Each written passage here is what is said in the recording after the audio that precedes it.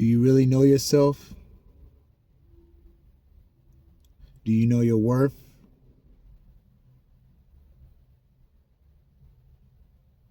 Do you know what makes you special and why you can't be compared to somebody else, or you can't continue to compare yourself to somebody else? Stay tuned, we're going to talk about it.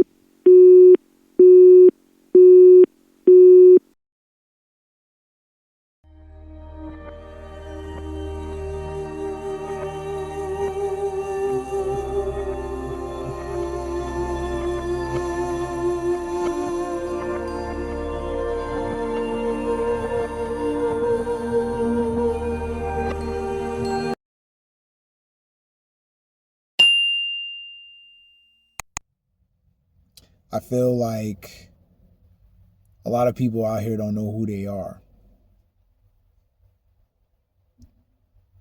A lot of people don't know who they are. And it's unfortunate that they don't know who they are, yet they find everybody and anybody online to try to compare themselves to. Any and everybody to compare themselves to. You'll take your favorite influencer, you try to compare yourself to them when you're not even an influencer. You're not even doing the work of an influencer or a content creator, however you want to look at it.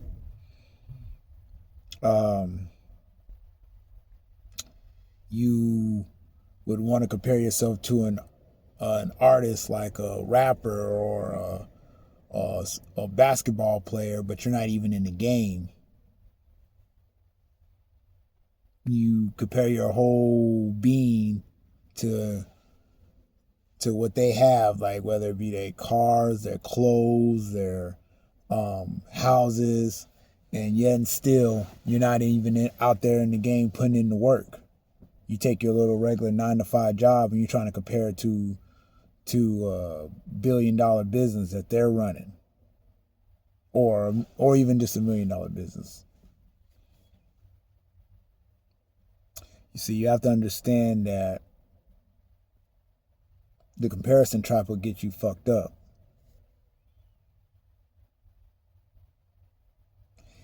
You got to find something special within you. Something special within you. Again, something special within you to make the case of who you are. Now, who are you? You have to ask key questions. What makes you special? Why are you worth it? What keeps you functioning? What makes you tick up here? What is your gift? What is your claim to fame? What is your stock for staying on this earth longer than you need to? See, I'll just start with me. See, I didn't grow up so super confident. I didn't grow up with people super praising me and telling me you can be this, you can be that. Now, I had my moments.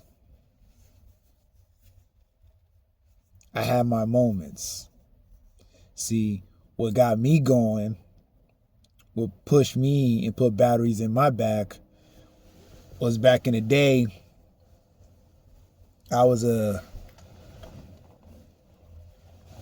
say a superior artiste. A superior artiste. I had a friend of the family's father or stepfather, whoever he was. Excuse me.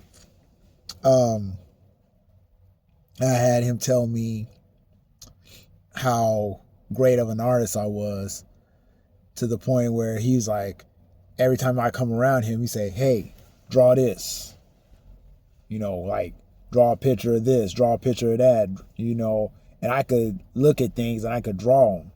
Like, I was that good. Like, I probably could have been one of those people that you see that work at the amusement parks and shit, where they draw people, they just look at you and they draw like a cartoon version. But I probably could be more realistic with it. So I was told that. That gave me confidence and gave me purpose at an early age. That was my praise.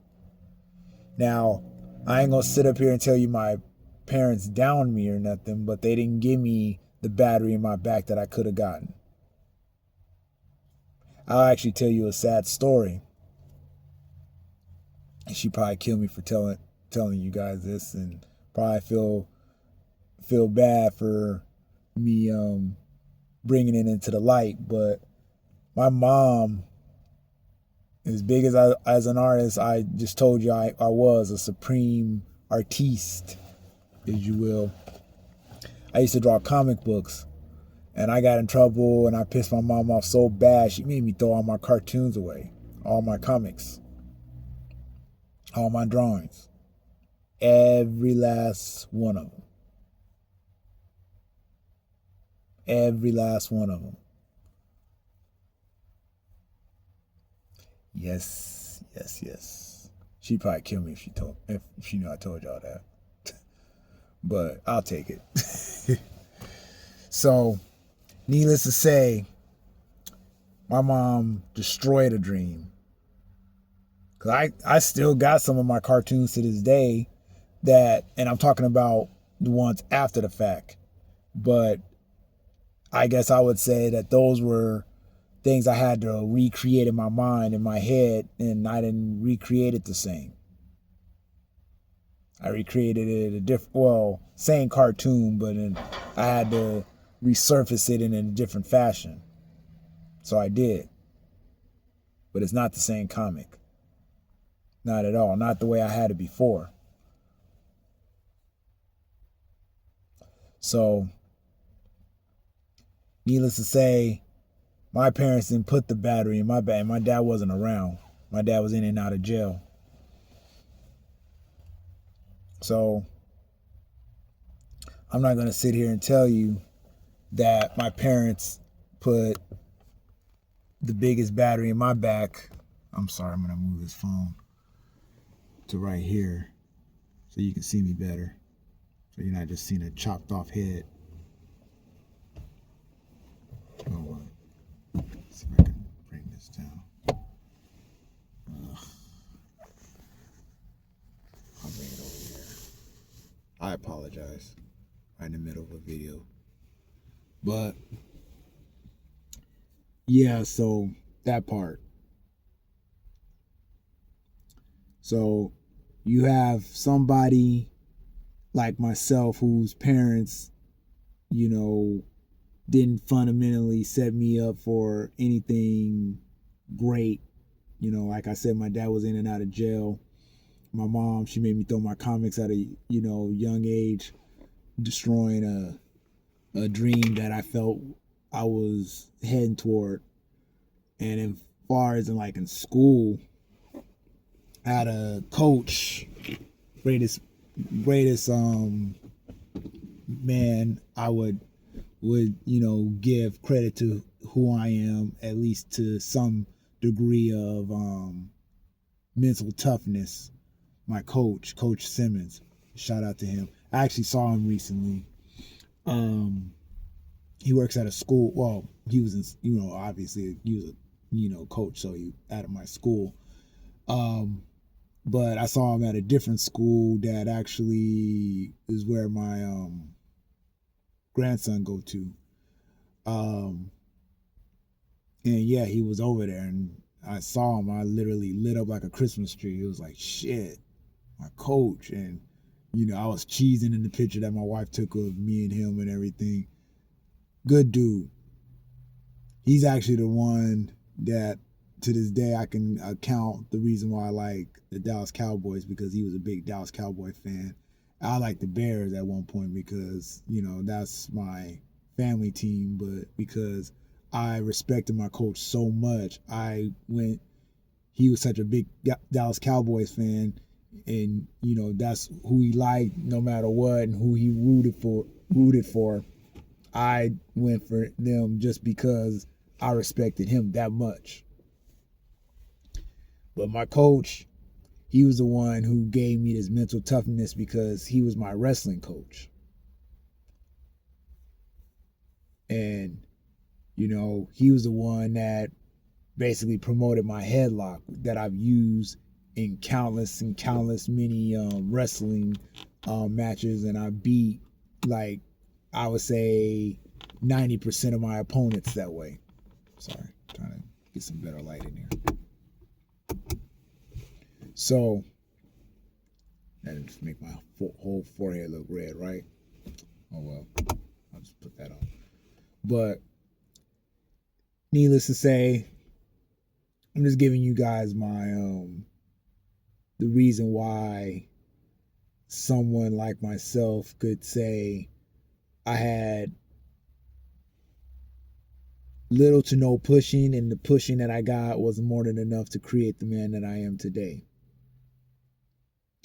So I also had, like I said, I had multiple coaches for wrestling and stuff. When I went to high school, I had Coach Chalet, Coach Harrison, I believe, or was it Harrison or Henderson?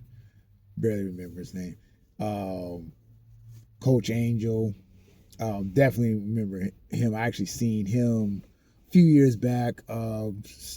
He's still around doing his coaching thing and everything.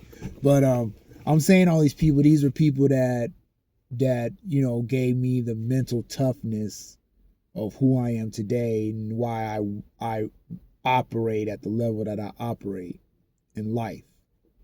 Because I wasn't always mentally tough.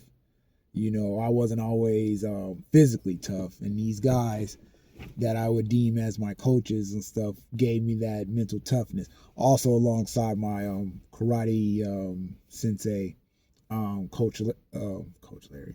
Sensei Larry Vasquez. I hope, he's out there still kicking and I haven't seen him. But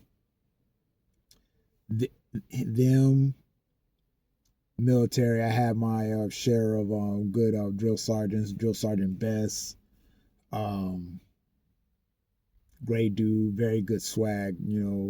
As a drill sergeant, he was probably like the one who just showed such a swaggy, cool, good leadership, I guess, in a sense. He wasn't all out to just drill us into the ground. He was probably one of the drill sergeants that stuck out in my mind. Everybody else were dickheads in a way, but then they had some somewhat cool points. But all in fairness, all of those people. Then once I got into like network marketing, I met like Ramel, can't remember his last name. Damn, can't remember his last name. It's not coming to me right now. I'm just naming off people that I feel like that's been inspirational in my life. Steve Carter. These are dudes that are millionaires that I had the opportunity to meet in person.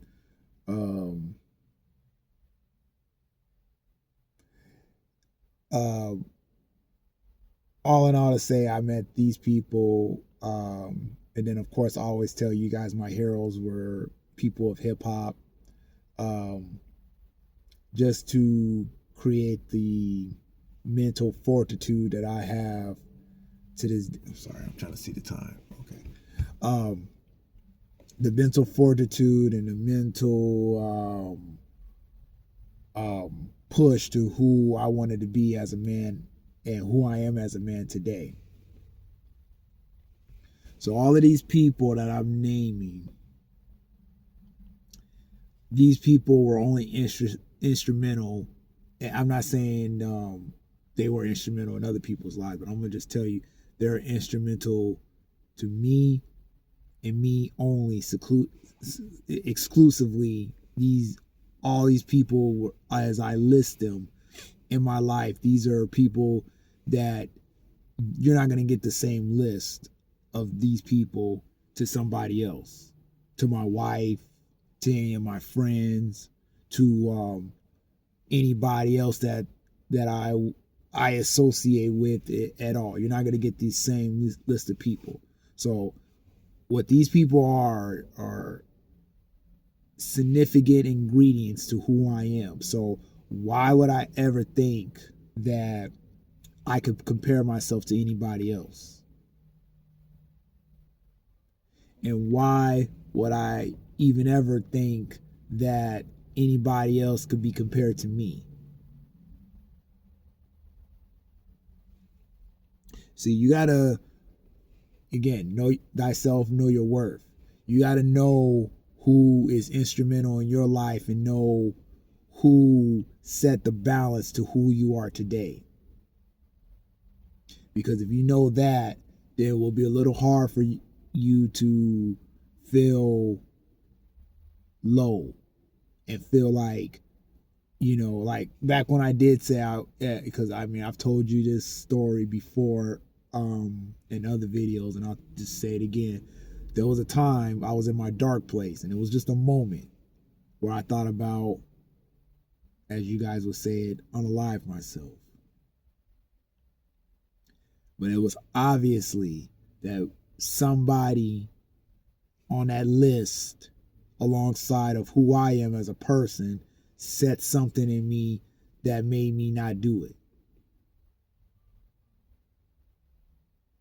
I exist in this world due to the people who were instrumental, that did something to some degree and said something to some degree that set the bar to why I'm standing here today.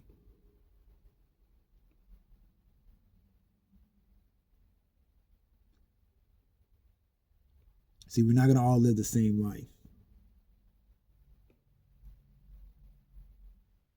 Are you subscribed yet? It's free. Why aren't you subscribed yet? Come on now. 2 seconds. Hit that button. It's free. What are you waiting on? Like, comment, and subscribe. Easy. Back to the video. My life is very unique to how I've lived, for all the things that I've done, because I've been in the military, I've been in karate, I've been in on the wrestling team. I did go to, again, public schools. I grew up around white people. I grew up around, my own people. I grew up around Mexicans or Hispanics.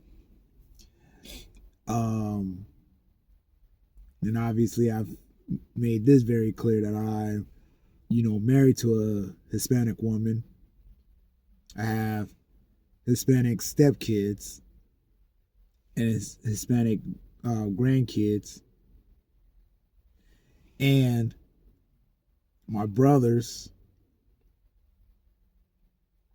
they're in interracial relationships, and they have biracial kids. So, not that all of that matters, but it matters. It matters to the shaping of who I am as a person, as a uncle, a grandfather, a husband, a man in general. I've worked very odd jobs. I've been a car salesman. I've been I would just say uniquely designed crystal seller. sales rep, whatever you want to call it. I've sold cell phones. I've worked at McDonald's. I worked at Taco Bell. I've worked at Costco warehouse, PetSmart warehouse. I've worked at QT. That's the job I have right now. I've done very unique jobs. And I've been to school like in a lot of different places. Just to explain, I am a college graduate. I would say I'm well read. I would say that I've been around my share of smart people, successful people, and I've been around a lot of poor people. I'm uniquely great in my own special way. So I can't expect the next man that's sitting next to me over here, or the next man or woman sitting next to me over here, would ever understand where I came from or how I get to it. But you got to understand that that's the same for you. And you got to understand that that makes you special and that nobody could take that from you. So stop comparing yourself to everybody else. Know thyself and know thy worth. That's it. I hope this video helped you guys out in your lives. I hope that it inspires you to continue to find things that's special about you and allows you to not compare yourself to everybody else, because everybody else can't be you. But yeah, I hope this video finds you guys in good health. 1.5 million subs is the movement. Stay blessed, stay intentional, and stay dangerous. That's all I have for you.